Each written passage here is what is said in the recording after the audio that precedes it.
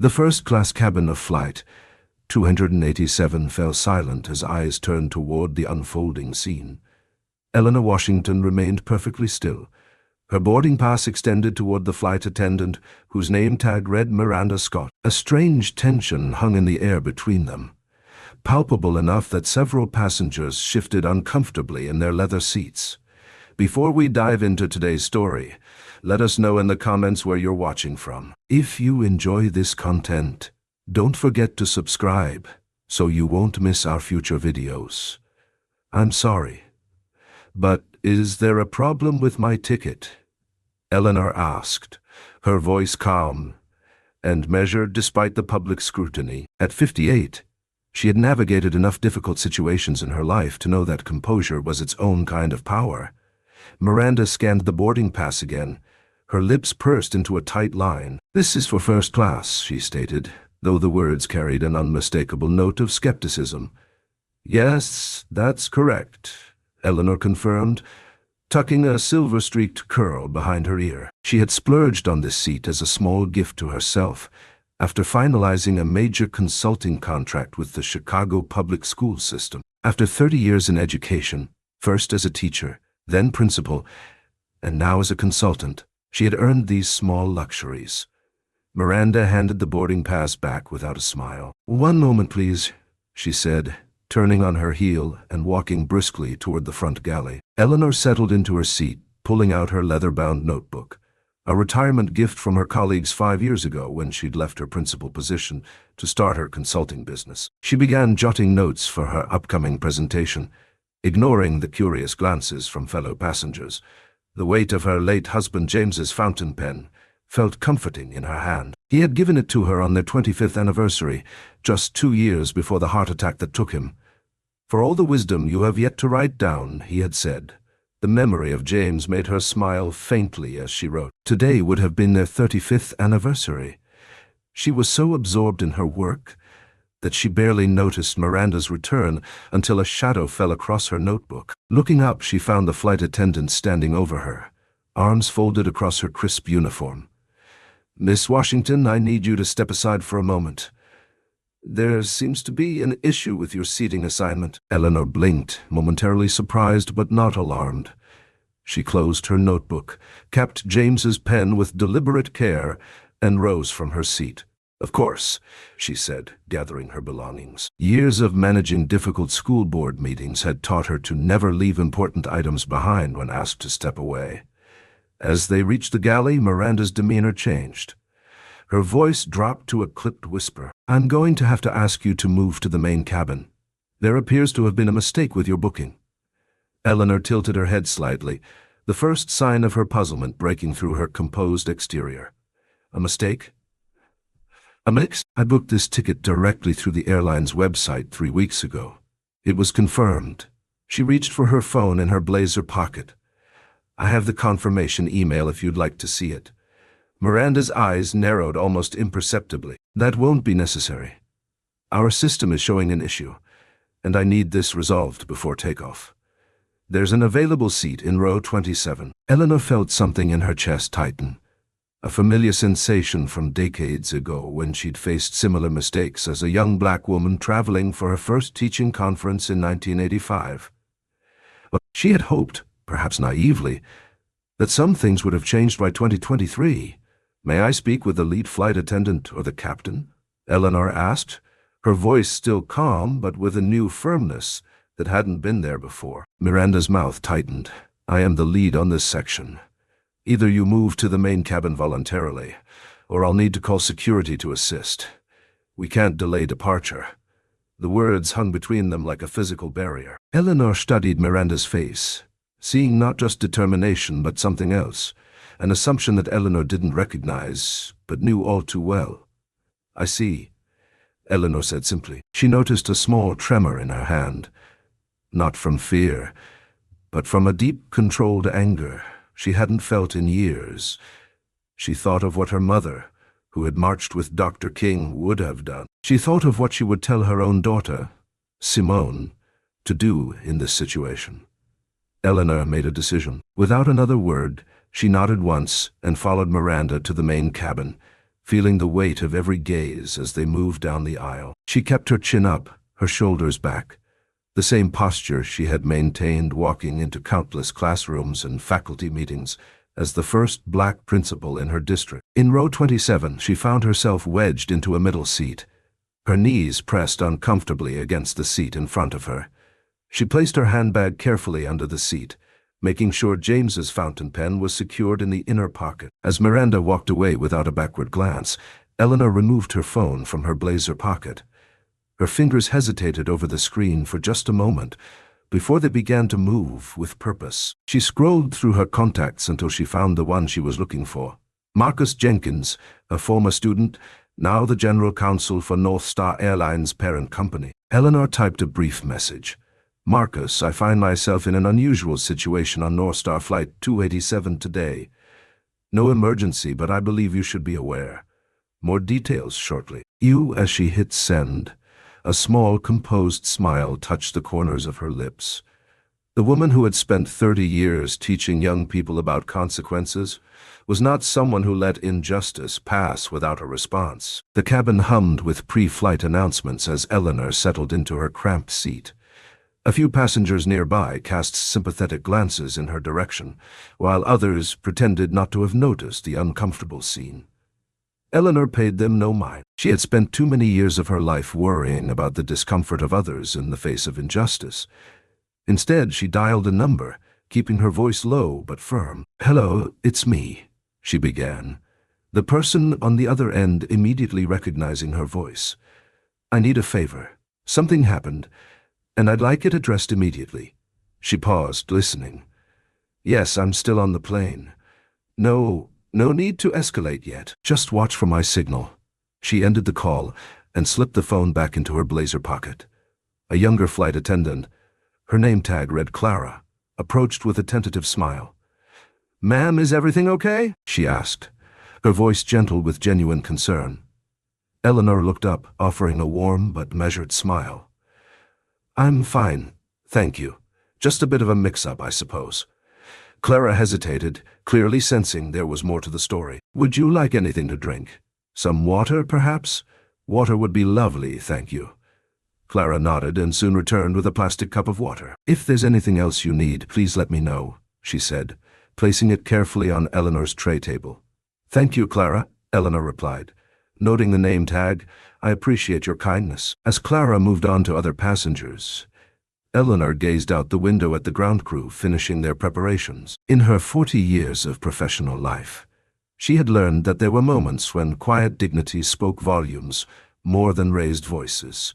This was one of those moments. Up in first class, Miranda moved through her duties with practiced efficiency, checking seat belts and closing overhead bins.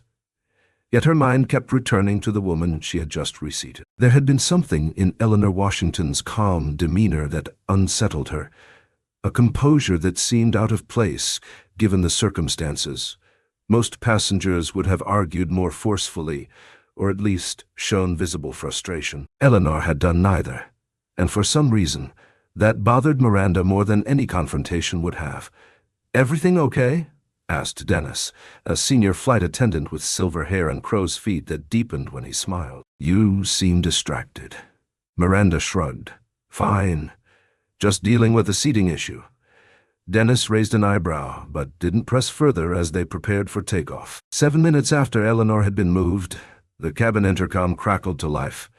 "Ladies and gentlemen, we'd like to thank you for flying with us today. We hope you're enjoying your flight so far. If there's anything you need, don't hesitate to let one of our crew members know."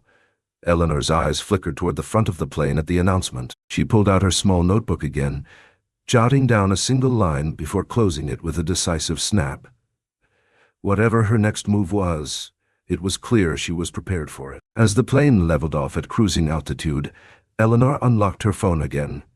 A new message had arrived from Marcus. "Details received from your initial contact. We're looking into it. The board chairman has been notified. Stand by." Eleanor's lips curved into a subtle smile as she typed back. "They'll call soon.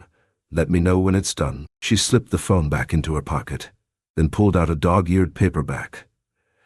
Maya Angelou's I Know Why the Caged Bird Sings from her handbag. The book had been a gift from her mother on her 18th birthday, and Eleanor had read it dozens of times since, finding new meaning in its pages with each stage of her life. In the galley at the front of the plane, Miranda leaned close to Dennis, lowering her voice. "Did you see that woman earlier?" she asked, glancing subtly toward the main cabin. "Which one?" Dennis replied, his attention divided as he arranged juice cups on a tray. "The one I moved to economy. She had a ticket for first class, but something about her didn't sit right with me. She looked—" Miranda hesitated, suddenly aware of how her next words might sound. "Out of place," she finished, choosing her words carefully. Dennis frowned, pausing his work to look directly at Miranda. "Out of place? What do you mean?" I had a gut feeling. It's better to be cautious than sorry, right?" Dennis's frown deepened, lines etching more prominently around his mouth. "A gut feeling doesn't mean you can bump someone without cause, Miranda." "Did she do anything wrong?" "No, but you'd better hope this doesn't come back to bite you," Dennis interrupted, his voice carrying a sharp edge of warning. "First-class passengers don't take kindly to being moved, and neither does the airline." Miranda opened her mouth to respond, but before she could, the in-flight phone in the galley buzzed. Dennis picked it up, his expression neutral as he listened. A moment later, his brow furrowed, and he glanced at Miranda with a mix of curiosity and concern. "It's for you," he said, handing her the phone. "They're asking for you by name."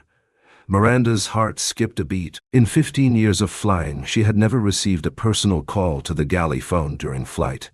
She hesitated before taking the receiver, her fingers tightening around it. "This is Miranda," she said cautiously. "This is the airline executive office," came a calm but firm voice on the other end. "We've received a direct complaint about an incident involving a first-class passenger.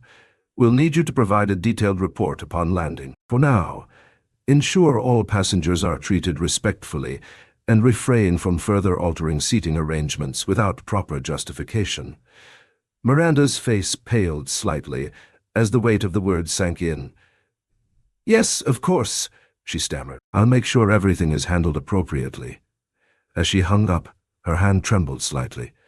Dennis watched her closely, his expression unreadable. "What's going on?" he asked. "Nothing," Miranda muttered, but the nervous edge in her voice betrayed her. She glanced toward the main cabin where Eleanor sat, her calm figure now taking on an entirely new meaning. For the first time, Miranda felt a flicker of unease. Eleanor, meanwhile, seemed oblivious to the phone call, her attention apparently focused on her book. But as Miranda returned to her duties, Eleanor's lips curved into the faintest smile. The first domino had fallen, and Miranda was only beginning to realize the chain reaction that would follow. As the plane cruised at 30,000 feet, the soft hum of the engines provided a steady backdrop to the tension building in Miranda's chest. She moved through the cabin mechanically, her smile fixed and brittle as she served drinks to first-class passengers. Yet her gaze kept straying toward row 27, where Eleanor sat quietly reading her book, occasionally making a note in her small leather notebook. There was something distinctly unsettling about Eleanor's composure. Most passengers would have shown signs of anger or frustration after such an incident. Raised voices, demands to speak to supervisors, threats of complaints. Eleanor had done none of these things. Instead, she had accepted the situation with a dignity that now seemed more ominous than acquiescent. Miranda made her way back to the galley, where Dennis was preparing the next round of refreshments. "Everything okay?" he asked, glancing up from his task. Miranda nodded stiffly. "Fine," she said too quickly. Dennis wasn't convinced. He leaned closer, his voice low. "Look, whatever's going on, you'd better hope you didn't mess with the wrong passenger. First class isn't for amateurs, Miranda. These people have connections." Miranda stiffened at his words but said nothing. Instead, she busied herself arranging cups, though her mind was far from the task. Dennis's warning had struck a nerve. Who was Eleanor Washington really? And why did Miranda suddenly feel like she had misjudged her? Badly. At that moment, Eleanor's phone buzzed quietly in her lap. She glanced down at the screen. her expression unreadable as she read the message. All set. They're monitoring. Eleanor slid the phone back into her pocket without a word and took a sip of water. Her movements were deliberate, calm, and unhurried, as if she had all the time in the world. The subtle tension between Eleanor and Miranda hadn't gone unnoticed by some of the more observant passengers. A silver-haired gentleman across the aisle from Eleanor leaned over slightly and whispered, "That flight attendant has been giving you a hard time, hasn't she?" Eleanor looked at him, her expression neutral. "It's nothing I can't handle," she replied softly. The man raised an eyebrow, sensing there was more to the story, but he didn't push further. He had recognized something in Eleanor that younger passengers might have missed. The quiet confidence of someone who had weathered far worse storms than an airline seating dispute. "Well, if you need a witness, I saw the whole thing," he offered, his Boston accent thick with decades of use. "Thank you," Eleanor said with a genuine smile.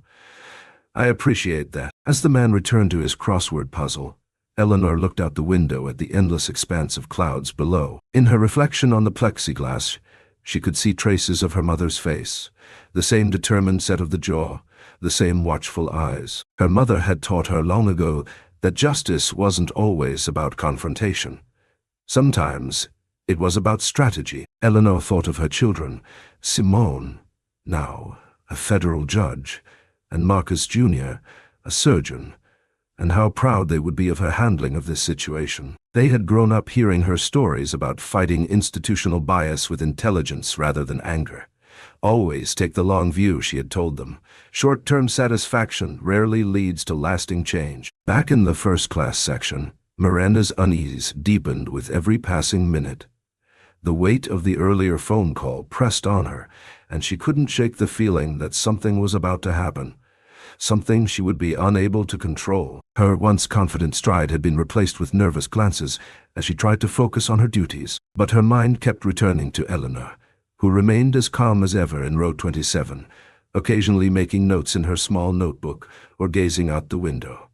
Miranda's discomfort reached a breaking point when Dennis approached her in the galley again. He handed her a folded note, his expression unreadable. "The captain wants to see you," he said quietly. "What? Why?" Miranda asked, her voice sharper than intended. Dennis shrugged, though there was a faint edge of disapproval in his gaze. "He didn't say. Just go." Reluctantly, Miranda made her way toward the cockpit. As she stepped in, the door closed behind her, sealing her off from the cabin. Captain Harris, a middle-aged man with a calm yet authoritative demeanor, turned to face her. His co-pilot glanced briefly at her before returning his attention to the controls. "Miranda," Captain Harris began, his tone measured, "we've received another call from the executive office." Miranda's heart sank. "Sir, The captain held up a hand, cutting her off. "This is serious. The passenger you moved, Miss Eleanor Washington, is not just any passenger. She's connected to the airline's board of directors. We're under direct orders to ensure she's treated with the utmost respect for the remainder of the flight." Miranda's mouth went dry. "I didn't know," she stammered. "I thought, did you think?" Captain Harris interrupted, his voice growing firmer. "Or did you assume? Because from where I'm sitting, it looks like you acted without cause." "That's unacceptable." Miranda opened her mouth to defend herself, but no words came. The captain sighed, rubbing his temples. "Here's what's going to happen. You'll return to your duties and ensure there are no further incidents. When we land, you'll provide a full report to the ground team. Until then, do not approach Miss Washington unless absolutely necessary. Is that clear?" "Yes, sir," Miranda whispered, her cheeks burning with embarrassment. The captain nodded toward the door. Dismissed, Miranda left the cockpit, her mind racing. She returned to the galley where Dennis gave her a questioning look. She ignored him, instead grabbing a tray of drinks and forcing herself to move through the cabin. Her hands trembled slightly as she poured coffee for a passenger in first class, spilling a few drops onto the tray. She cursed under her breath, quickly wiping it away. Back in row 27, Eleanor remained undisturbed, her every action deliberate and measured. As Miranda passed by with the drink cart, Eleanor glanced up briefly, her eyes locking with Miranda's for a split second. There was no malice in her gaze, only a quiet awareness. as if she knew exactly how this would end. Miranda quickened her pace, retreating to the galley once more. For the first time in her career, she felt completely out of control, and she hated it. But deep down, she couldn't shake the feeling that she had just made the biggest mistake of her life. The phrase echoed in her mind, connected to the board. How could she have overlooked something so important? Miranda had always prided herself on her instincts, her ability to read people and situations. But now those same instincts seemed to have betrayed her spectacularly. She leaned against the counter, her hands gripping the edge so tightly, her knuckles turned white. Dennis watched her from the corner of his eye as he finished arranging the snack cart. "Are you going to tell me what's going on?" he asked, his tone cautious but curious. Miranda hesitated, debating whether to confide in him. Finally, she sighed, her voice low. "The woman I moved. She has ties to the board. The captain just told me." Dennis straightened, his expression shifting from mild curiosity to alarm. "The board? Are you serious?" Miranda nodded, her face pale. "I had no idea. I don't know what I thought. She just didn't seem like." She stopped herself, suddenly realizing how her words sounded. Dennis crossed his arms, his tone sharp. "She didn't seem like what?" Miranda struggled to find the right words. "Like someone who belongs in first class," she finally admitted, the words falling between them like stones. Dennis stared at her for a long moment, his expression a mixture of disappointment and concern. "Miranda," he said finally, his voice low but intense, "I have been flying for 32 years. If there's one thing I've learned, it's that you can never judge who belongs anywhere based on how they look." Miranda didn't answer. She couldn't. The truth of his words stung more than any reprimand from the captain. As the plane began its initial descent toward their destination, the cabin crew prepared for landing. Eleanor closed her book and returned it to her handbag, her movements unhurried. She checked her phone one last time, a new message illuminating the screen. "Board chairman awaiting your arrival. Car will be standing by at gate 37. A quiet satisfaction settled over Eleanor as she powered down her device and secured her tray table. The wheels she had set in motion were turning precisely as she had intended. After decades in education, she had learned that the most effective lessons were often those that allowed people to experience the natural consequences of their actions. Today would be a teaching moment, not just for Miranda, but for the entire airline. As the plane touched down with a gentle thud and taxied toward the gate, Eleanor remained in her seat, allowing other passengers to gather their belongings and file into the aisle. The silver-haired man across from her nodded respectfully as he retrieved his carry-on from the overhead bin. "Good luck with whatever comes next," he said quietly. Eleanor smiled. "Thank you.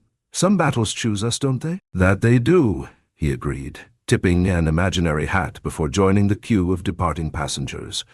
When the aisle had cleared somewhat, Eleanor stood and gathered her belongings. She made her way toward the front of the plane with the same quiet dignity she had maintained throughout the flight. As she approached the exit, she found Miranda standing stiffly by the door, a forced smile plastered on her face as she bid farewell to deplaning passengers. Their eyes met briefly, and for the first time, Miranda saw something in Eleanor's gaze that made her blood run cold. Not anger or triumph, but a calm certainty, as if everything that had transpired had been anticipated from the beginning. "Thank you for flying with us today, Ms. Washington," Miranda managed to say, her voice barely steady. Eleanor paused, studying Miranda's face for a moment.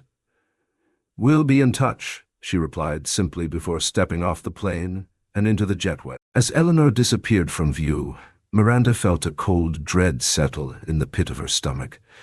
The words "will be in touch" echoed in her mind, carrying a weight far beyond their simple meaning. Dennis approached, standing beside her as the last passengers departed. "You okay?" he asked, though his tone suggested he already knew the answer. Before Miranda could respond, two uniformed airline security officers appeared at the door, their expressions serious and professional. "Miranda Scott?" one of them asked, consulting a tablet in his hand. Miranda swallowed hard. "Yes, that's me." "We need you to come with us, please. There are some questions regarding an incident on this flight that need to be addressed immediately." As Miranda was escorted off the plane, she glanced back once, her face pale with the dawning realization that her career might have just come to an abrupt end, all because of an assumption she had made about a passenger who didn't look like she belonged in first class. Meanwhile, in the terminal, Eleanor Washington walked confidently toward Gate 37, where a distinguished man in a tailored suit stood waiting. His face broke into a warm smile as he spotted her. "Eleanor," he said, stepping forward to greet her with a respectful nod. "I wish we were meeting under better circumstances." "Charles," she replied, acknowledging the chairman of North Star Airlines board of directors, and her former college classmate. "I believe these circumstances, unfortunate as they are, present an opportunity." Charles raised an eyebrow. "An opportunity?" Eleanor's eyes held a determined gleam as she replied, "Yes, an opportunity to ensure this doesn't happen to anyone else." As they walked together toward the executive lounge, Eleanor Washington, educator, mother, and now catalyst for change, began to outline her vision for transforming not just one flight attendant's perspective, but an entire airline's approach to dignity, respect, and service for every passenger. The lesson was just beginning. Dennis shook his head, his expression a mixture of disbelief and disappointment. He'd seen flight attendants make mistakes before, but rarely one so transparently problematic. Meanwhile, in the main cabin, Eleanor glanced at her watch. The flight was nearing its halfway point, but she showed no signs of impatience. She reached into her blazer pocket and pulled out her phone, sending another brief message to Marcus. Almost time. Sliding the phone back, she leaned against the headrest, her calm demeanor unshaken. The passengers around her had grown increasingly curious. The silver-haired man across the aisle leaned forward slightly, his voice barely above a whisper. "Are you sure you're okay? That flight attendant looked pretty rattled earlier." Eleanor smiled faintly, her tone polite but firm. "I appreciate your concern, but everything is under control." The man nodded, though he seemed skeptical. Eleanor's confidence was undeniable, and it left him wondering if there was more to this dignified woman than met the eye. At the front of the plane, Miranda tried desperately to regain her composure. She moved through the first-class cabin checking on passengers, her smile forced and brittle, but she couldn't stop her mind from racing. The idea that Eleanor Washington had connections to the airline's board was bad enough, but the way Eleanor had handled the entire situation so far made Miranda increasingly uneasy. Eleanor had never raised her voice, never lost her composure. That kind of restraint was rare and powerful.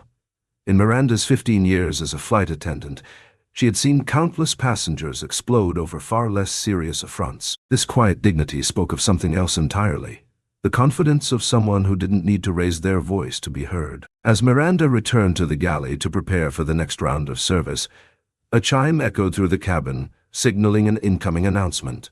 The captain's voice came over the intercom, calm and professional. "Ladies and gentlemen, this is your captain speaking. We'd like to thank you for choosing to fly with us today. Our flight is progressing smoothly and we're on schedule for an on-time arrival. Please continue to enjoy your flight and, as always, don't hesitate to let our crew know if you need anything." The announcement was routine, but Miranda felt every word like a reminder of her growing mistakes. She glanced toward the main cabin again, her eyes landing on Eleanor. To her surprise, Eleanor met her gaze briefly, offering a small, almost imperceptible nod. It wasn't smug or confrontational. Just a calm, confident acknowledgement. That single gesture sent a shiver down Miranda's spine. Whatever Eleanor Washington was planning, Miranda was starting to realize she was completely unprepared for it. The hum of the airplane engines filled the cabin as the flight continued, but the tension between Miranda and Eleanor was impossible to ignore. Miranda tried to focus on her duties, but her every action felt mechanical, her mind clouded by unease. She avoided looking toward the main cabin, yet she couldn't help but feel the weight of Eleanor's presence, as if the calm woman was silently orchestrating something just out of sight. In row 27, Eleanor remained a picture of composure. She glanced at her watch, then at the small screen in front of her seat displaying the flight's progress. A faint smile crossed her lips, but vanished just as quickly. She leaned forward slightly, pulled out her notebook, and began to write again. Her handwriting was neat and deliberate, every word carefully chosen. To an onlooker, it would have seemed like a mundane moment, but for Eleanor, every detail mattered. She wrote a single line: "Systemic change requires more than individual consequences." Meanwhile, Miranda's discomfort deepened. She returned to the galley and leaned against the counter, her arms crossed tightly. Dennis, who had been observing her for most of the flight, finally decided to speak up. "You've been tense ever since that phone call," he said, his tone low but firm.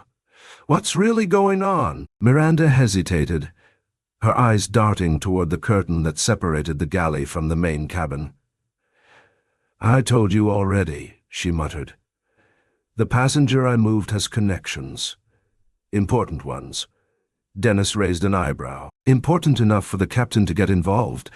That's not just connections, Miranda. That's a warning. What did you do to her?" "I didn't do anything," Miranda snapped, though the defensive edge in her voice betrayed her. "She didn't belong in first class, and You assumed she didn't belong," Dennis interrupted, his voice sharp. "And now you're paying for it. Look, I've been with this airline for 32 years. If you crossed someone with real power, you'd better brace yourself. People like that don't let things slide." Miranda clenched her jaw, her frustration bubbling over. "What was I supposed to do? She didn't seem like what?" Dennis cut in again. "Like someone rich enough to sit in first class," Miranda blurted out. "Like someone who could afford to fly like the rest of the passengers up there." Miranda fell silent, her hands gripping the counter so tightly her knuckles turned white. The words hung in the air between them, heavy with implication. Dennis shook his head, sighing heavily. "You should have left her alone. Now you've made a mess that's way bigger than you realize." As Dennis returned to his duties, Miranda felt a wave of panic wash over her. She knew he was right, but it was too late to undo her actions. She glanced toward the main cabin again, her heart pounding. Eleanor was still seated calmly, her notebook now closed and tucked away. The faint smile on her face was gone, replaced by an expression of quiet resolve. Just then, a chime echoed through the cabin. Miranda's heart skipped a beat, but it was only the signal for an incoming call to the galley phone. She reached for it, her hands trembling slightly. "Galley, this is Miranda," she said, trying to keep her voice steady. "This is the captain," came the voice on the other end. "We've received another communication from the executive office. They've requested that Miss Washington be given full priority service for the remainder of the flight. Make sure she's comfortable, and personally apologize for any earlier inconvenience." Miranda's breath caught in her throat. "Yes, sir," she managed to say before hanging up. She stood frozen for a moment, the weight of the situation pressing down on her.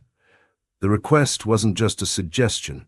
It was a direct order, one she couldn't ignore. Summoning what little composure she had left, Miranda prepared herself to approach Eleanor again. This time, she knew the power dynamic had shifted completely. Whatever happened next, Miranda could feel that her role in the unfolding story was no longer in her control. Miranda stepped out of the galley, clutching a glass of sparkling water on a tray with trembling hands. Her usual poise had vanished, replaced with visible tension as she made her way toward row 27. Each step felt heavier than the last, the weight of her earlier decisions pressing down on her like an anchor. She knew this wasn't just about delivering water. It was an unspoken acknowledgement that she had crossed a line. When she reached Eleanor's seat, she hesitated, the tray trembling slightly in her grip. Eleanor looked up, her expression calm and unreadable. The air between them seemed to thicken, as Miranda forced a smile that didn't quite reach her eyes. "Ms. Washington," Miranda began, her voice softer than anyone on the flight had heard it before. "I wanted to personally apologize for any inconvenience you may have experienced earlier. It was a misunderstanding on my part." Eleanor tilted her head slightly, her gaze sharp, but composed. "A misunderstanding," she repeated, her voice quiet but firm. Miranda's forced smile faltered. "Yes, I didn't mean to disrupt your experience. Please accept this as a token of apology." She placed the glass of sparkling water on Eleanor's tray table with a slightly shaky hand. Eleanor regarded the glass for a moment before looking back at Miranda. "Thank you," she said simply, her tone neutral. "But I think it's going to take more than a drink to fix this." The words, though spoken softly, hit Miranda like a slap. She swallowed hard, her palms beginning to sweat. "Of course," Miranda stammered. "If there's anything else I can do to make this right, please let me know." Eleanor didn't respond immediately. Instead, she leaned back in her seat, studying Miranda as if weighing her next move. The silence stretched just long enough to make Miranda fidget uncomfortably. Finally, Eleanor smiled faintly, not a smile of satisfaction, but one of calm confidence. "I appreciate your effort," she said finally, "but I believe the airline will address this matter appropriately after we land." Miranda's stomach sank. The mention of the airline was a clear signal that Eleanor wasn't letting the incident go. I understand," Miranda murmured, lowering her eyes. "If you need anything else, don't hesitate to ask." Without waiting for a reply, Miranda turned and walked back to the galley as quickly as she could without running. Her cheeks burned with humiliation, and her mind raced with the implications of Eleanor's words. It was clear that the situation was far from resolved, and whatever was coming next was entirely out of her control. Eleanor, meanwhile, picked up the glass of sparkling water and took a small sip. She set it down carefully, her expression betraying nothing to the passengers around her. She appeared as calm and composed as ever, but inside, Eleanor knew the game was shifting entirely in her favor. Back in the galley, Dennis raised an eyebrow as Miranda slumped against the counter, her face pale. "How did it go?" he asked. Miranda shook her head, her voice barely above a whisper. "She's not done. She's going to take this all the way." Dennis sighed, his expression grim. "I told you, people like her don't play games. You should have known better." Miranda didn't respond. Instead, she stared at the curtain separating the galley from the main cabin, her mind spinning. For the first time, she realized that Eleanor Washington wasn't just another passenger. She was someone who wielded far more power than Miranda had ever imagined, and now she was paying the price for underestimating her.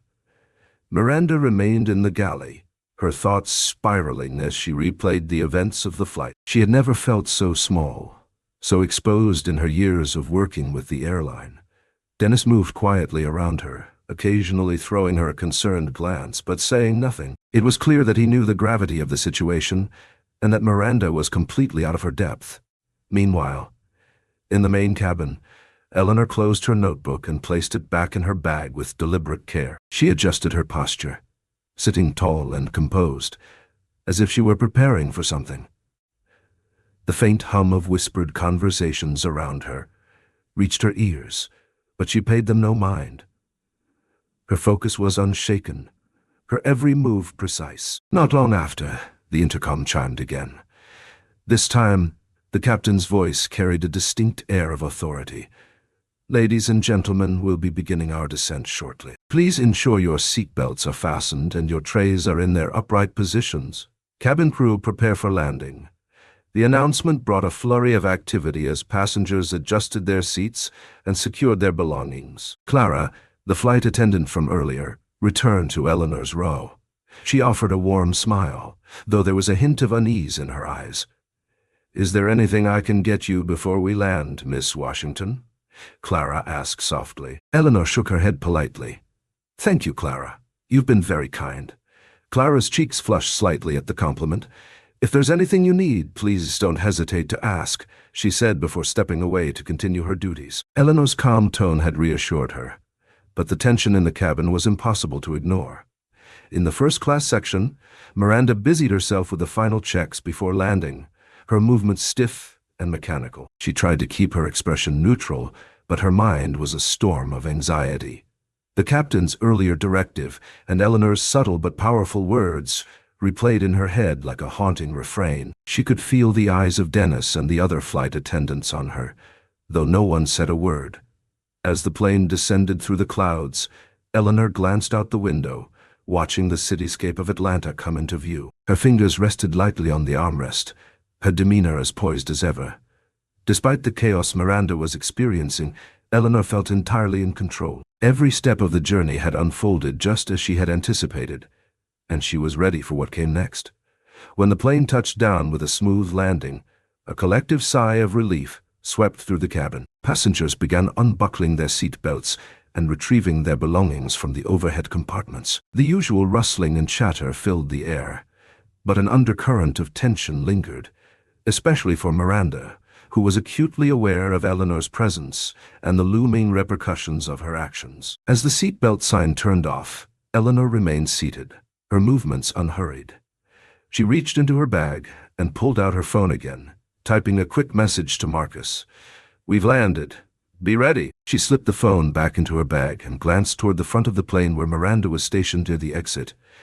Their eyes met briefly, and Miranda's stomach twisted. The cabin doors opened, and the cool air of the jet bridge began to flow into the plane.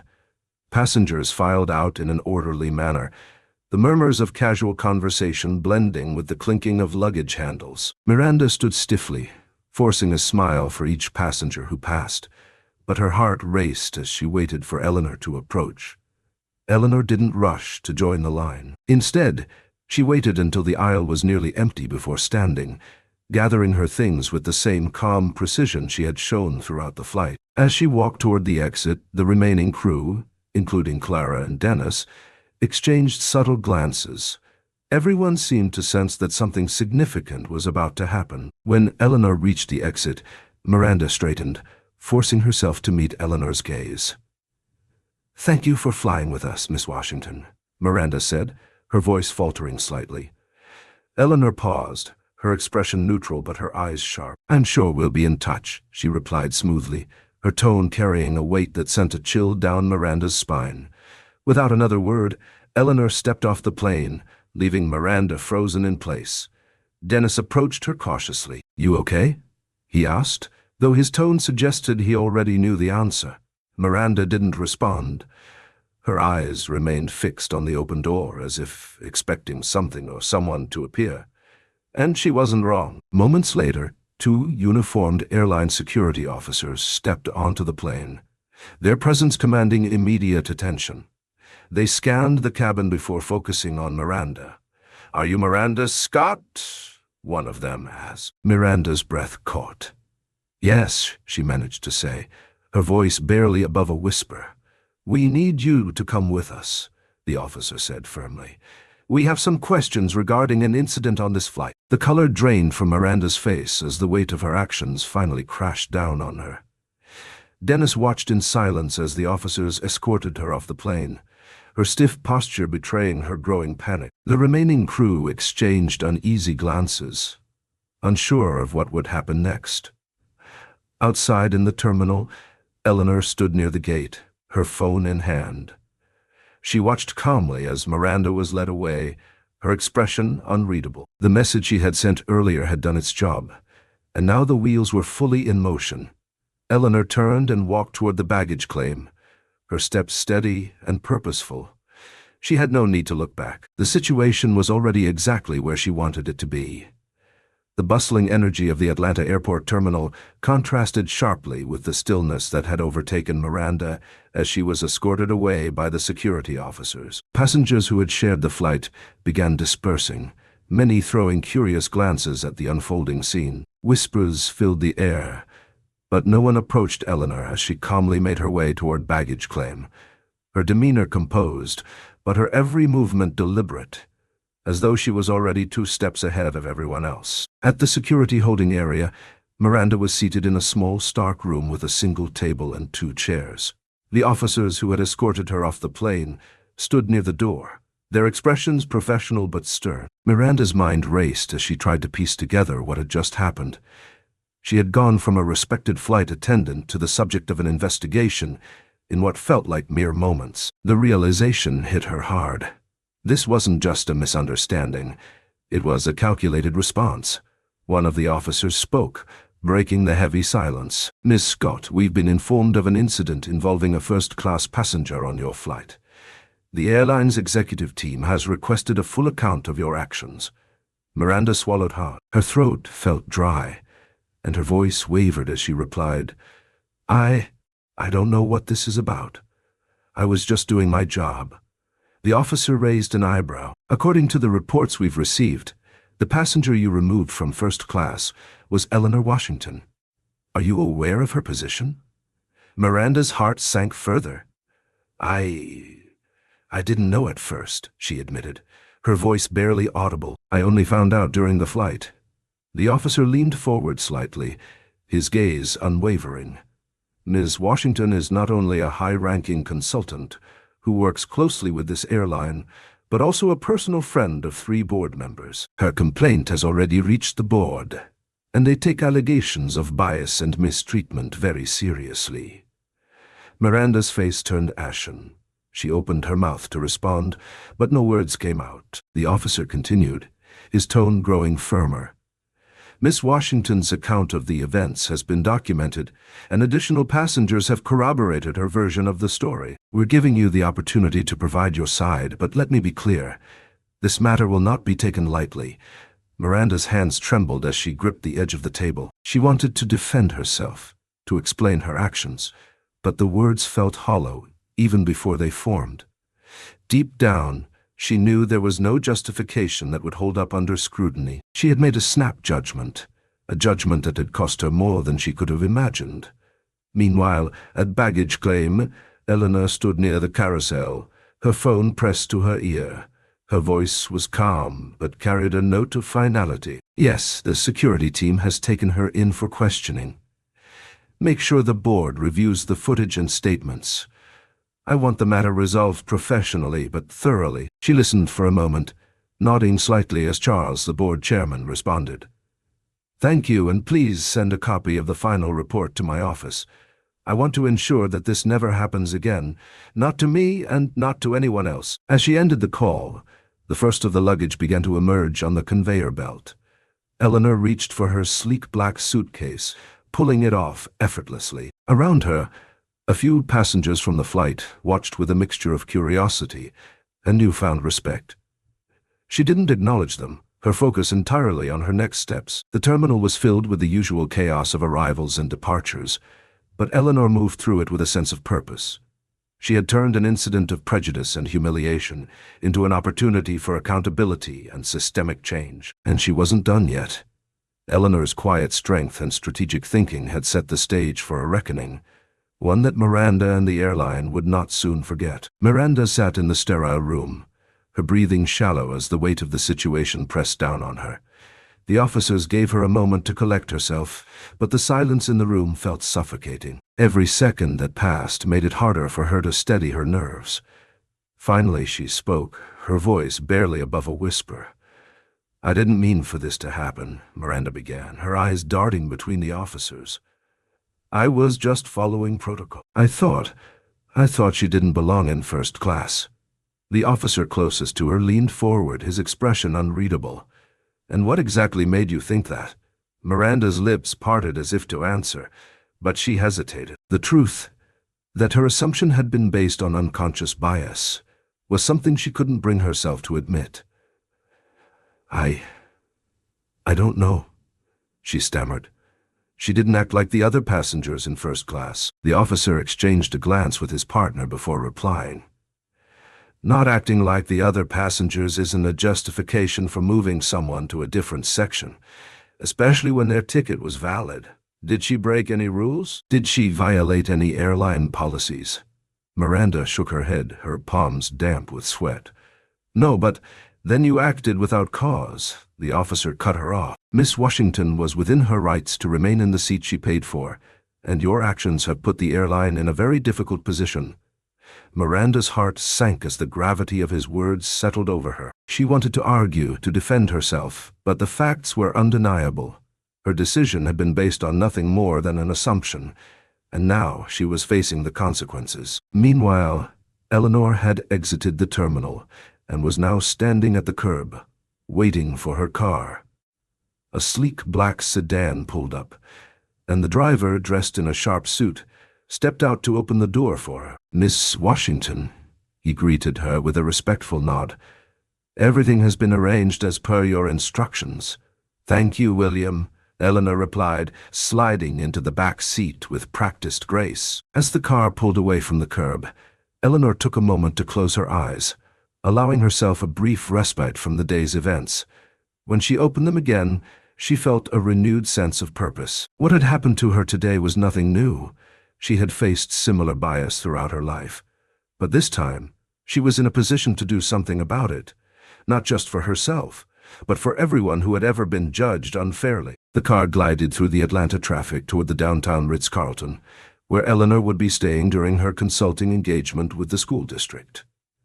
She pulled out her phone again, this time dialing a different number. "Simone," she said when her daughter answered. "I'm going to be a bit delayed for dinner tonight. Something's come up that I need to handle first. Everything okay, Mom?" Came Simone's concerned reply. "Everything's fine. Just dealing with a situation that needs my attention. I'll tell you all about it later. It might interest you professionally." As a federal judge who had built her career fighting discrimination, Simone would certainly find her mother's experience relevant. "All right, Mom. Just let me know when you're free. Love you. Love you too, sweetheart." As Eleanor ended the call, her phone buzzed with a new message from Marcus. "Board emergency meeting called for 5 p.m. Chairman wants you there." Eleanor typed a quick response. "I'll be there. Have the incident report ready." She slipped the phone back into her blazer pocket, feeling James's fountain pen nestled beside it.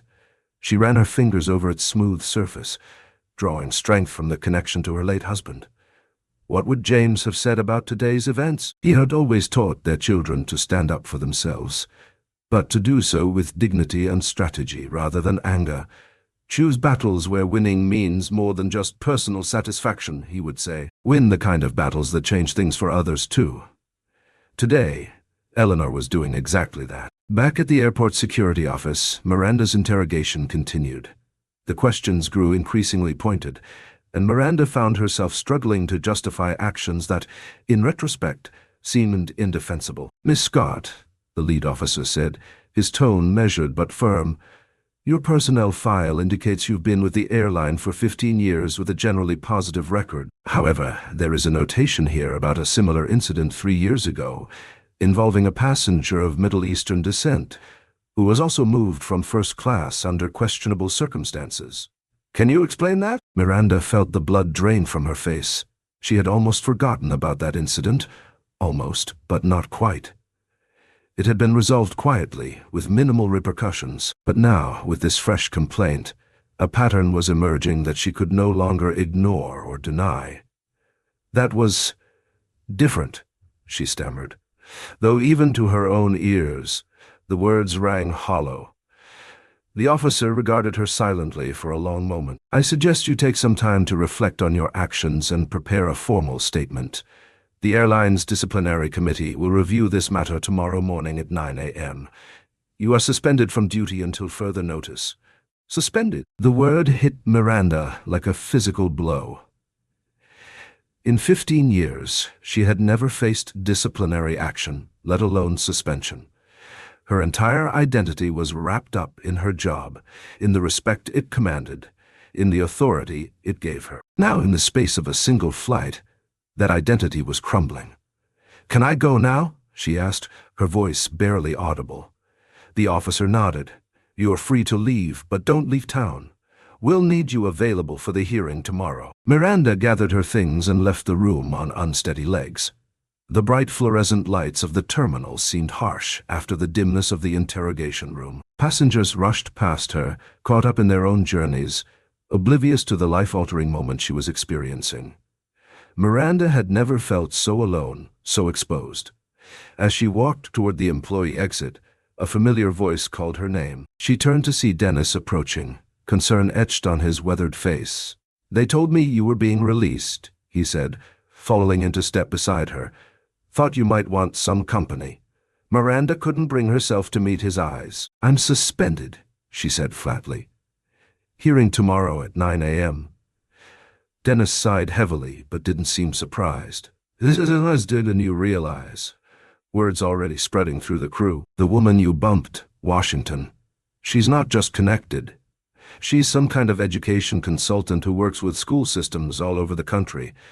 Apparently, she used to be a principal, turned around one of the worst-performing schools in Chicago. She gives keynote speeches at national conferences, has the ear of policymakers, and now she's got the attention of our entire board." Miranda stopped walking, turning to face Dennis for the first time. "Why are you telling me this?" Dennis's expression softened slightly. Because you need to understand what you're up against. This isn't going away with an apology and a write-up. The airline can't afford the publicity nightmare if this gets out. They'll make an example of you." The brutal honesty of his assessment left Miranda speechless. She had known the situation was serious, but hearing Dennis lay it out so starkly made it real in a way it hadn't been before. "What would you do?" she finally asked, her voice small. Dennis considered the question carefully before answering.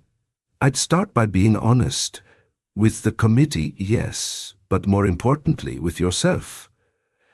About why you really moved her, about what you saw, or thought you saw, when you looked at Eleanor Washington." Miranda flinched at his words, but Dennis continued, his tone gentle but unyielding. "We all have biases, Miranda. Every single one of us. The difference is whether we recognize them and work to overcome them, or whether we let them guide our actions without even realizing it." With that, he gave her shoulder a squeeze and turned to leave. "Call me if you need anything," he said over his shoulder. "And Miranda, good luck tomorrow. You're going to need it." Left alone again, Miranda made her way to the parking garage, her thoughts a jumbled mess of denial, fear, and for the first time, a creeping sense of shame. What had she really seen when she looked at Eleanor Washington? And why had it seemed so impossible to her that this composed, dignified black woman belonged in first class? The questions followed her all the way to her car, and she knew they would follow her home as well. What she didn't know was that across town, Eleanor Washington was preparing to turn this incident into something far more significant than a single flight attendant's misconduct. Eleanor's sedan pulled up to the gleaming glass headquarters of North Star Airlines, where the board of directors was already gathering for their emergency meeting. As she stepped out of the car, straightening her blazer, Eleanor took a deep breath. She wasn't just here to seek justice for herself. She was here to create lasting change. Charles Peterson, the board chairman and her old college friend, met her in the lobby, his face grave but his handshake warm. "Eleanor," he said, "I wish the circumstances were different." "So do I, Charles," she replied, her voice steady. "But perhaps some good can come of this after all." Together they walked toward the elevator that would take them to the boardroom on the top floor, where decisions would soon be made that would affect not just Miranda Scott's future, but the culture of an entire airline, and perhaps even the way corporations across America addressed issues of bias and discrimination. For Eleanor Washington, the journey that had begun with humiliation in Seat 3A was about to transform into something far more powerful than retribution. It was about to become a catalyst for change. "Thank you, William," Eleanor replied, sliding into the back seat with her usual grace. Once inside, she retrieved her phone and began scrolling through her emails. A notification from the airline's board caught her attention, and she opened it immediately. The email was concise but clear. It outlined the steps the board would take to address the incident, including a formal review of the airline's training policies and an assurance that Miranda's actions would not go unchecked. Eleanor's lips curled into a faint smile of satisfaction. She had no interest in revenge. Her goal was accountability and change, and it seemed she was already making progress. Back at the airport, the officers had finished their questioning of Miranda. They stood preparing to leave the room, but not before delivering a final cutting statement. "This matter will be escalated to the airline's disciplinary committee," one of them said firmly. "You'll receive notification of their decision soon. In the meantime, you're suspended from duty." Miranda felt her stomach drop as the officers exited the room, leaving her alone with her thoughts. The reality of her situation was sinking in, and for the first time, she realized how completely she had underestimated Eleanor Washington. At that very moment, Eleanor's car pulled smoothly away from the terminal, blending into the stream of Atlanta traffic. She gazed out the window, her mind calm and clear. The day had been exhausting, but Eleanor felt a deep sense of satisfaction knowing that she had stood her ground, and, in doing so, had paved the way for change. Her phone buzzed, breaking her reverie. It was another message from the airline's board, confirming that they would be conducting a full review of the incident and implementing new sensitivity training for their staff. Eleanor read the message carefully before responding. "Good. Let's ensure this never happens again." As the city skyline came into view, Eleanor leaned back in her seat, letting out a quiet breath. This chapter was coming to a close, but she knew her actions today would have a lasting impact on the airline, and hopefully on everyone who worked there. Miranda sat in the small room long after the officers had left, staring blankly at the table in front of her. The weight of the suspension, the looming investigation, and the sharp realization of what her actions had caused pressed down on her like a crushing weight. She replayed every decision she had made that day, each moment unraveling her confidence further. What had seemed like an instinctual judgment earlier now felt like an irreversible mistake. Her phone buzzed, snapping her out of her spiraling thoughts. She hesitated before picking it up, knowing that whatever awaited her on the screen wouldn't be good. It was a message from the airline's Human Resources Department, curt and formal. Miranda, please be prepared to attend a disciplinary hearing scheduled for tomorrow at 9:00 a.m. Further details will be provided by email. Her hand trembled as she read the message, the finality of her actions becoming clear. The hearing wasn't just a formality. It was a chance for the airline to protect its reputation, and Miranda knew she was being positioned as the scapegoat. She wanted to scream, to fight back, but deep down, she knew there was nothing she could say to undo the damage. Meanwhile, Eleanor's car had arrived at her temporary office at the Atlanta Board of Education, where she was consulting on curriculum development. She stepped out gracefully, her driver holding the door open for her. Inside, her assistant Olivia greeted her with a smile and a stack of documents. "It's all here," Olivia said, handing over a folder. "The board's initial review of the incident, statements from the crew, and the planned changes to training programs. They've moved quickly." Eleanor nodded, her expression thoughtful as she flipped through the documents. "They know this can't be swept under the rug," she said calmly. "They're protecting their interests, but it's a step in the right direction." Olivia hesitated, then spoke carefully. "Do you think she'll fight back? The flight attendant, I mean?" Eleanor paused, considering the question. "Maybe," she said finally, closing the folder. "But this isn't about her anymore. This is about the system that allowed someone like her to feel comfortable making decisions based on prejudice. That's what needs to change." Olivia nodded, her admiration for Eleanor evident. "You've already made an impact. The board is taking this seriously because of you." Eleanor gave a small smile but said nothing. She knew the work wasn't done yet. Change on a systemic level required persistence and patience, and Eleanor had both in abundance. Back at the airport, Miranda finally stood, her legs shaky as she left the holding room. She avoided eye contact with the officers and airport staff as she made her way to the employee exit. The journey to her car felt like a walk of shame, her uniform a stark reminder of the career that now hung by a thread. Sitting in her car, Miranda stared at the steering wheel, her mind racing. She had spent years building her reputation as a capable and dedicated flight attendant, and now it was all unraveling. She thought about Eleanor, calm, composed, and untouchable. The realization struck Miranda like a blow. Eleanor had never lost control of the situation. She had been in charge from the moment Miranda made her first mistake. For the first time, Miranda allowed herself to feel something other than anger or frustration. A deep, gnawing regret settled in her chest. She had underestimated Eleanor Washington, not just as a passenger but as a person, and now she was paying the price. As Miranda drove away from the airport, Eleanor sat in her office reviewing the documents Olivia had given her. Her phone buzzed again, this time with a message from the airline's CEO requesting a personal meeting to discuss the incident and next steps. Eleanor typed a short reply, "I'll make time tomorrow.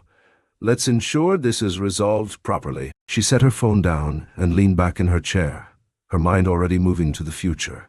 The events of the day had been draining, but Eleanor knew they had also opened a door, an opportunity to reshape the culture of an entire organization. And for Eleanor, that was a fight worth having. The morning sun spilled through the blinds in Eleanor's office, casting long shadows on her desk as she prepared for the meeting with the airline's CEO. She had spent the night reviewing documents, drafting statements, and considering the broader implications of the incident. To Eleanor, this wasn't just about addressing her personal experience.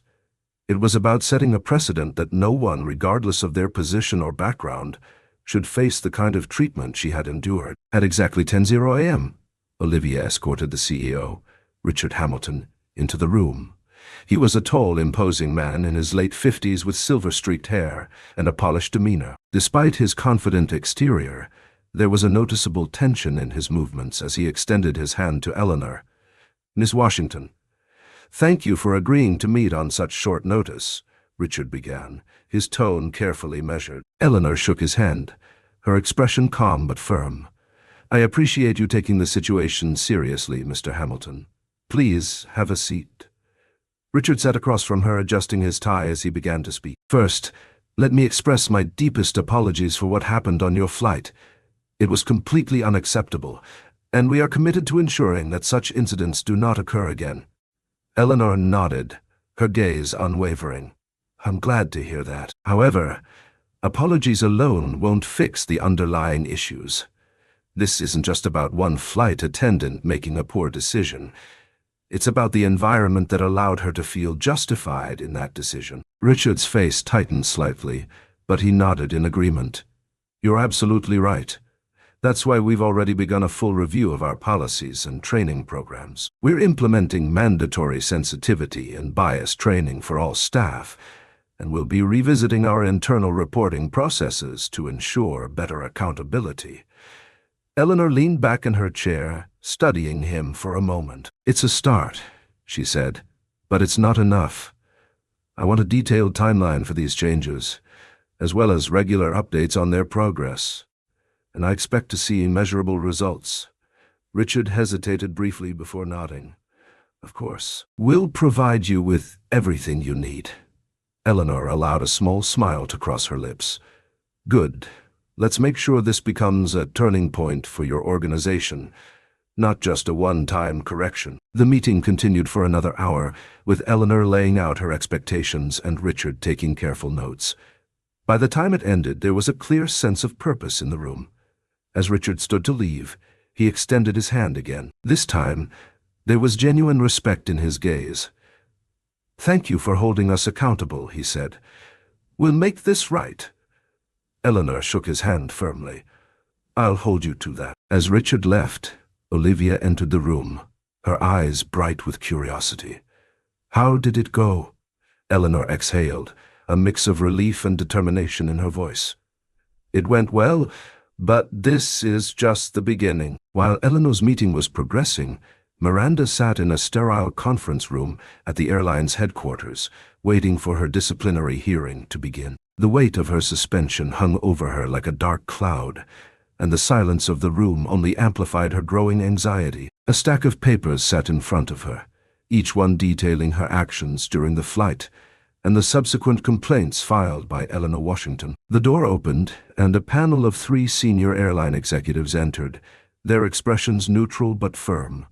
One of them, a woman with sharp features and an air of authority, spoke first.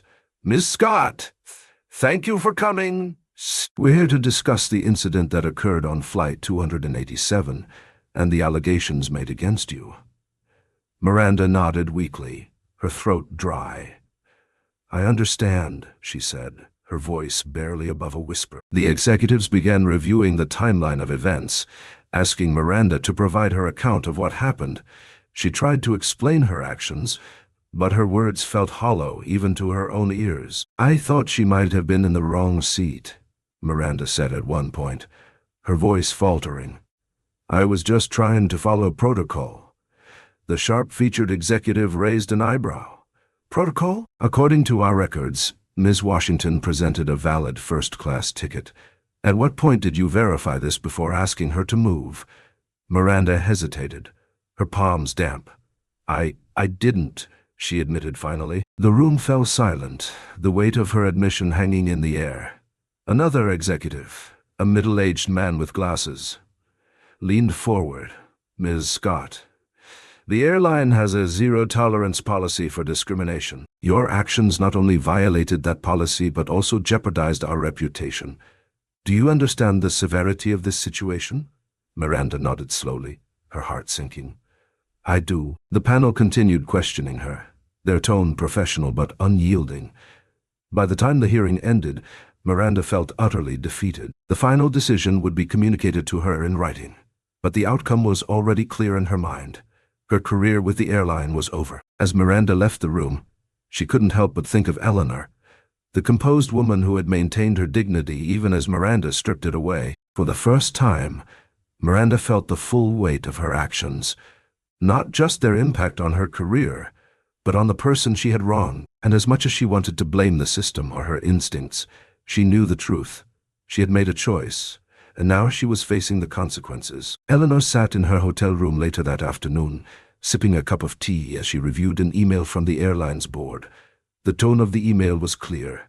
They were eager to demonstrate their commitment to reform. Attached was a timeline of the planned changes Eleanor had requested, including the rollout of mandatory training programs and revisions to their complaint handling processes. It was a small but significant victory, and Eleanor allowed herself a moment to feel satisfaction. Her phone buzzed, pulling her attention away from the screen. It was a message from Olivia. Miranda Scott has been officially terminated. Thought you'd want to know. Eleanor set her cup down slowly, staring at the message. It didn't bring her joy, nor did it feel like a true resolution. Eleanor wasn't vindictive by nature, and she knew Miranda's dismissal was only a symptom of the larger problem.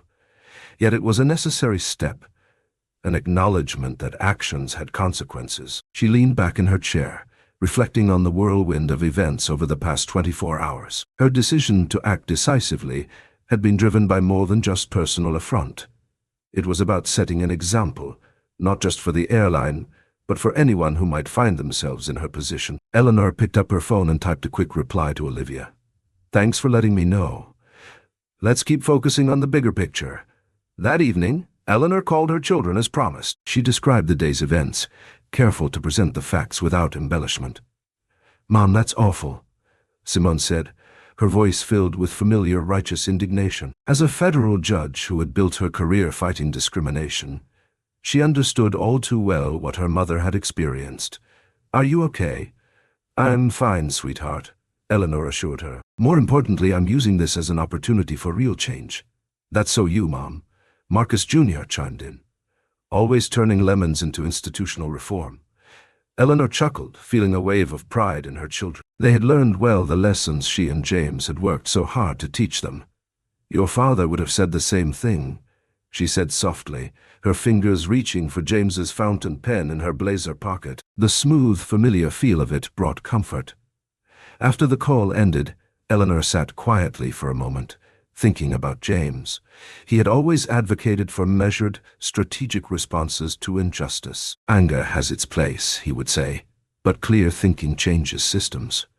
She had carried that wisdom with her throughout her career, and it had served her well today. Meanwhile, Miranda sat in her small apartment that evening, the termination notice from the airline resting on the table in front of her. She had spent hours replaying the hearing in her mind, hoping to find some justification for her actions. But there was none. The reality was stark and unavoidable. Her assumptions, rooted in prejudice, had cost her everything. Her friends and family had started to reach out, their messages filled with a mix of sympathy and judgment. Miranda couldn't bring herself to respond. She felt isolated, trapped by the weight of her mistakes. For years, she had prided herself on being a competent professional, someone who followed the rules and did her job well. But now, all of that seemed meaningless. She turned on the television, hoping to distract herself. But the first thing she saw was a news segment about bias in the workplace. It was as though the universe was determined to make her confront her actions. The segment featured a brief interview with Eleanor Washington, who spoke eloquently about the importance of systemic change and holding organizations accountable. Miranda stared at the screen, her chest tightening. Eleanor's calm demeanor and articulate words stood in stark contrast to Miranda's own turmoil. For the first time, she saw Eleanor not as an adversary, but as someone who had every right to demand better for herself and for others. Turning off the TV, Miranda sat in silence. She knew she couldn't undo what she had done, but maybe, just maybe, she could learn from it. She reached for her laptop and began typing an email. It was addressed to the airline's board, but her focus wasn't on defending herself. Instead, she wrote a heartfelt apology, not just to Eleanor, but to everyone her actions had affected. For the first time in days, Miranda felt a sliver of clarity. She couldn't change the past, but she could choose how she moved forward. The following week, Eleanor received an unexpected email. It was forwarded to her by the airline's board with the subject line, "Apology from former staff." Curious, she opened it and began to read. The message was from Miranda Scott, and it started with a simple acknowledgement of her mistakes. "Ms. Washington, I owe you an apology. My actions on that flight were inexcusable. I acted on assumptions rather than facts, and I failed to see you for who you are. A valued passenger, and more importantly, a person who deserved respect. My behavior reflected poorly, not only on me, but on the airline as a whole. For that, I am truly sorry." Eleanor read the email carefully, noting the tone of sincerity. Miranda went on to explain how the aftermath of the incident had forced her to reflect deeply on her actions and their consequences. She admitted to her biases and expressed her intention to educate herself and become a better person. "This experience has been humbling, and I've come to understand that the changes you are advocating for are desperately needed, not just in this airline but everywhere. I hope my actions, though wrong, can serve as an example of what must change. I am committed to learning and to never repeating such a mistake. Thank you for holding me accountable." Eleanor leaned back in her chair after finishing the email, her thoughts swirling. She wasn't naive. She knew people often apologize to lessen the weight of their guilt or to salvage their reputation. But something about Miranda's words felt genuine, and Eleanor couldn't ignore that. She debated for a moment before drafting a brief response. "Thank you for your message. Accountability is the first step toward growth. I hope you continue on this path and use this experience to create positive change in the future." Hitting send, Eleanor closed her laptop and gazed out the window. For her, the incident wasn't just about personal justice. It was about creating a ripple effect. And while Miranda's apology didn't erase what had happened, it hinted at the possibility of change. It was a small step, but Eleanor knew that even small steps could lead to something greater. 3 months later, Eleanor stood at the podium in the large conference room at North Star Airlines headquarters. Before her sat the entire executive team, senior staff, and representatives from every department. The room was hushed as she prepared to speak at the launch of the airline's new Diversity and Inclusion Initiative, a program she had helped develop following the incident on Flight 287. She adjusted the microphone and looked out at the faces before her, some eager, some apprehensive, all attentive. "Good morning," she began, her voice steady and clear. 3 months ago, I boarded a flight with your airline, expecting nothing more than a routine journey. What I experienced instead was a powerful reminder that even in 2023, the journey toward equality and dignity remains incomplete." Eleanor paused, allowing her words to settle over the room. "But today, I'm not here to dwell on what went wrong. I'm here to acknowledge what's going right." The response from North Star Airlines, from all of you, has demonstrated a commitment to change that gives me hope. She gestured toward the thick binder on the podium, the comprehensive training program that would be implemented across the airline. This initiative is not about pointing fingers or assigning blame. It's about recognizing that bias exists in all of us, often unconsciously, and taking concrete steps to ensure that it doesn't dictate our actions or policies. It's about creating a culture where every passenger, regardless of their appearance, background, or circumstances, receives the respect and dignity they deserve. Eleanor took a moment to scan the room, making eye contact with several attendees. "I've spent my career in education, and if there's one thing I've learned, it's that genuine learning comes not from shame, but from honest self-reflection and a willingness to grow. The incident I experienced was painful, but the response, your response, has turned that pain into progress." She reached into her blazer pocket and pulled out James's fountain pen, holding it up for the room to see. "My late husband gave me this pen on our 25th anniversary.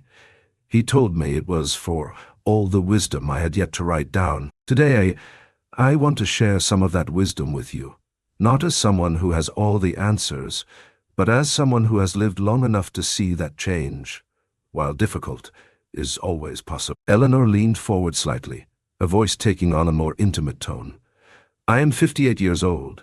I have seen this country transform in ways my parents could never have imagined. I've witnessed strides toward equality that once seemed impossible, but I've also seen how easily progress can stall when we become complacent, when we convince ourselves that the work is done. She tapped the binder lightly with James's pen. This initiative is a reminder that the work is never done. It requires constant vigilance, regular reassessment, and a willingness to listen when someone tells you they've been wronged, even when their experience doesn't match your own. Eleanor set the pen down gently beside the binder. I want to share a story with you. When I was a young teacher in Chicago in the 1980s, I had a principal who once told me, Eleanor, there are two kinds of people in this world. Those who learn from their mistakes and those who repeat them. That simple wisdom has guided me throughout my career. Today, North Star Airlines is choosing to be the former, to learn, to grow, and to lead by example. A murmur of appreciation rippled through the audience. The changes outlined in this initiative, from revised training protocols to accountability measures to new reporting systems, are not just about avoiding incidents like the one I experienced. They're about building a culture that recognizes the inherent dignity in every person who walks through your doors or boards your planes. Eleanor straightened her shoulders slightly, her expression serious but hopeful. I want to be clear. This work is not easy. It will require discomfort. It will mean confronting deeply held assumptions. It will demand courage from every person in this room and beyond. But it is necessary work, not just for North Star Airlines, but for our society as a whole. She gestured toward a young woman sitting in the front row. Clara, the flight attendant who had shown her kindness during that difficult flight. Clara, now promoted to a training supervisor, smiled warmly at Eleanor. Sometimes change starts with one person choosing kindness when it would be easier to look away. Sometimes it starts with one person speaking up when it would be safer to remain silent.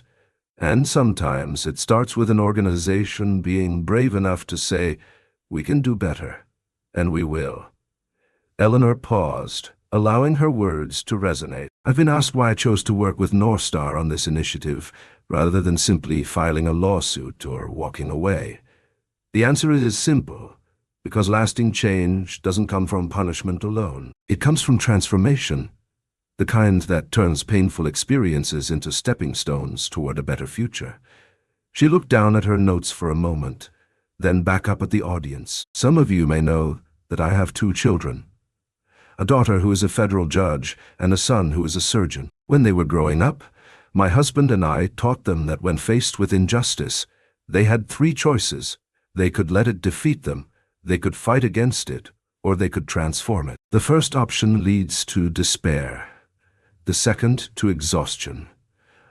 Only the third, transformation, leads to lasting change. Eleanor smiled softly, thinking of Simone and Marcus Jr., both now respected in their fields, and continuing the legacy of dignity their parents had instilled in them.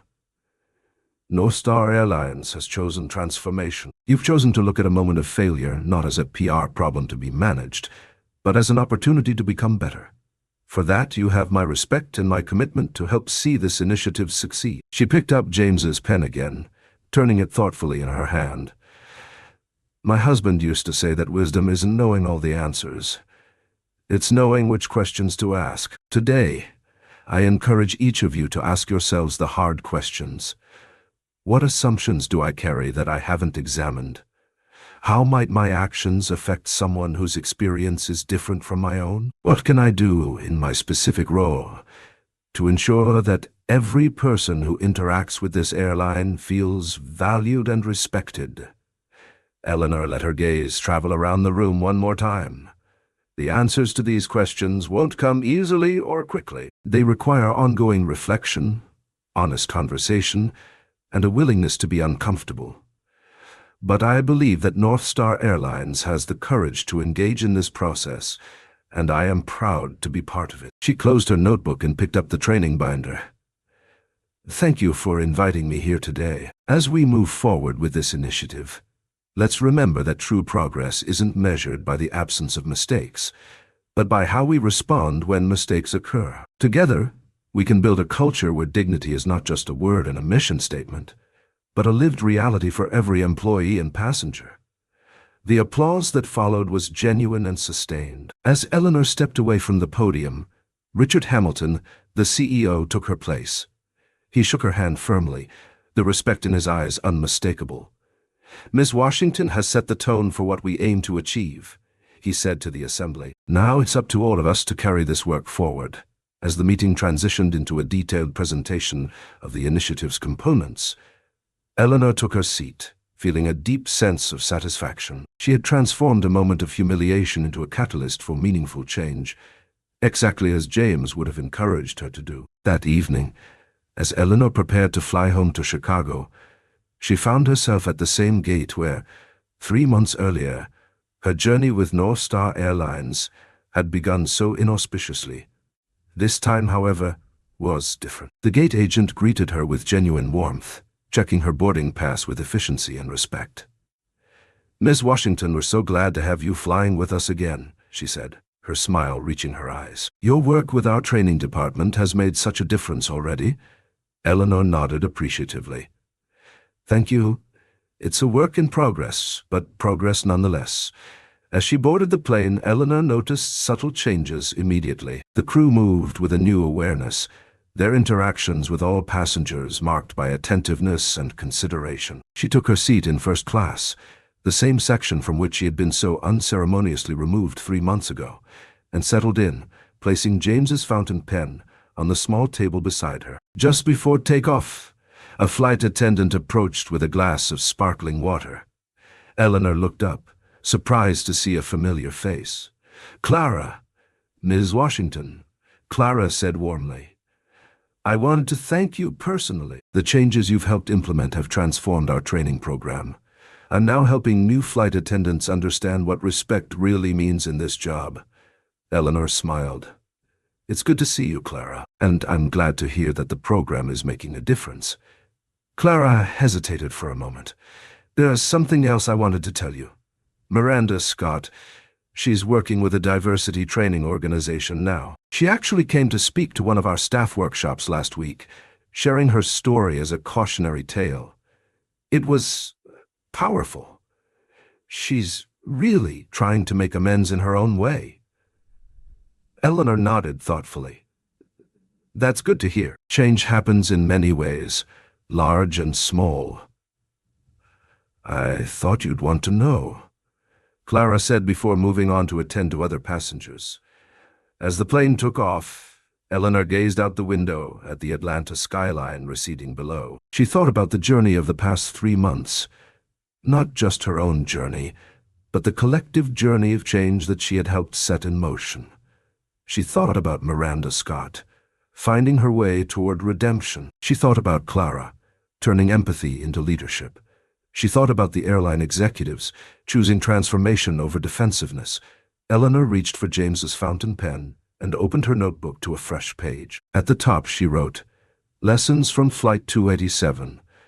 The journey toward dignity beneath it. She began to list the insights she had gained through this experience. Insights she planned to share with her clients, her children, and anyone else who might benefit from them. 1. Dignity is not earned, it is inherent.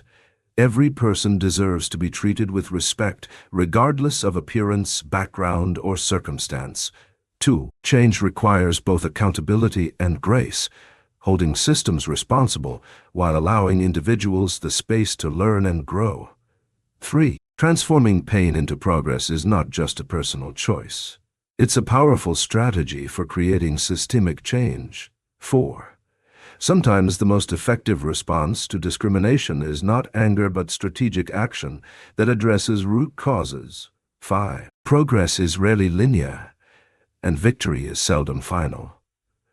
The work of creating a more just world is ongoing. As Eleanor continued writing, she felt a sense of peace settle over her. The incident on Flight 287 had been painful, but the response to it had created ripples that would continue long after she returned home. When people later asked Eleanor about the airline incident, as it came to be known in her circle, she never focused on the humiliation or the injustice. Instead, she spoke of the transformation that followed, how one uncomfortable moment had led to changes that would affect thousands of passengers and employees for years to come. It wasn't about owning the airline, she would say with a smile. It was about helping them own their responsibility to do better. For Eleanor Washington, the measure of success had never been about vengeance or even vindication. It had been about creating meaningful change. And by that measure, her journey with North Star Airlines had been a success beyond what she could have imagined as she was being escorted to the back of the plane that fateful day. As her plane reached cruising altitude, Eleanor closed her notebook and leaned back in her seat. She had done what James would have expected of her, what she expected of herself. She had taken an incident of disrespect and transformed it into an opportunity for growth, not just for herself, but for an entire organization. The lesson was clear, and it was one she had taught her students, her children, and now an airline. Dignity is non-negotiable, accountability is essential, and transformation is possible, always. Eleanor smiled as she gazed out at the clouds below, vast and boundless. Like the sky itself, the potential for positive change was limitless. All it took was the courage to demand better and the wisdom to guide the way forward. Loved this story? Show your support by liking this video and sharing it with a friend who could use a dose of positivity. Don't miss out on more heartfelt tales. Subscribe to Heartwarming Stories Spark, and let's keep the inspiration flowing.